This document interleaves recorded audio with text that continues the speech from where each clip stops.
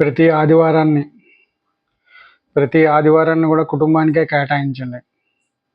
కుటుంబానికి ఎంత వీలైతే అంత దగ్గరగా ఉండండి. ఆదివారం మంచి అవకాశం. బయట వాళ్ళు ఎవరికి ఛాన్స్ ఇవ్వకండి.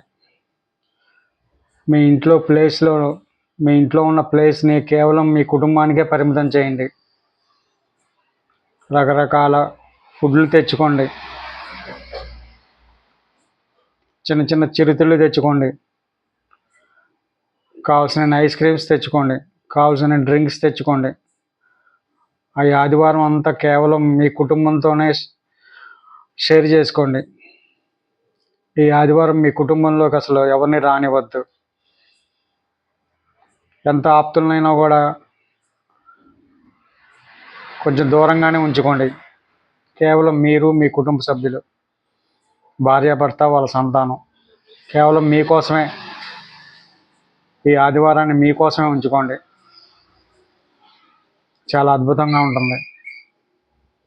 ఎంత అద్భుతంగా ఉంటుందంటే మీ కుటుంబంలో ఎటువంటి అరమరికలు లేకుండా ప్రతి విషయాన్ని మీరు చర్చించుకునే అవకాశం ఈ ఆదివారం మీకు ఉంటుంది. ఈ పూర్తి ఆదివారంలో వేరే వాళ్ళని చొరబడనివ్వకండి. ఒకవేళ వచ్చినా ఈరోజు మీ కుటుంబంతో గడవాలని ఎటువంటి మొహమాటం లేకుండా చెప్పండి.